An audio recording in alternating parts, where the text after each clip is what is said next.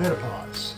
I always start the conversation by stating I'm a guy and I've never had a female cycle, and so I'm not likely to understand all the nuances that occur being a female.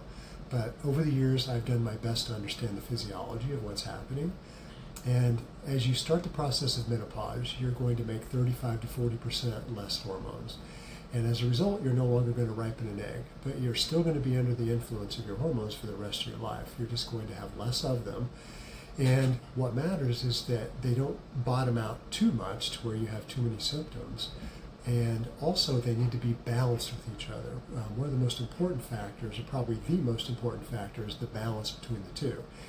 If once you have gone through the entire process, you end up with slightly more estrogen and progesterone, well, that's kind of a dangerous situation to be in. That estrogen dominant situation creates the possibility of ovarian or tumors, breast tumors, uterine tumors, because of the imbalance that you're left with.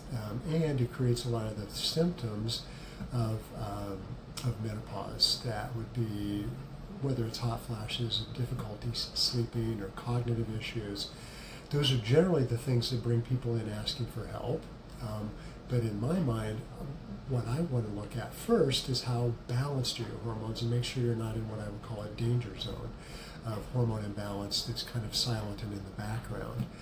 So I look at it in a couple of different ways. Number one, we want to look at you big picture, holistically, just like I do every other patient, because we want to know whether or not your liver and your gallbladder and some of your other digestive organs have the ability to clear your hormones and get them out of your system the way that you need to. Otherwise, they build up in your system and can create problems simply because you're not eliminating your old spent hormones.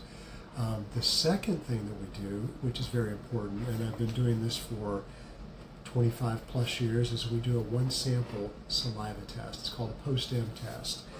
And what we're going to do is look at all three estrogens, progesterone, DHEA, testosterone. We're going to plot it out on a couple of graphs, look at the individual numbers. We're going to know exactly where you're at.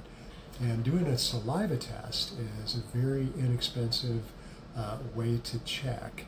And what we're doing is looking at the 1% of your hormones that are actually active. They're called free hormones.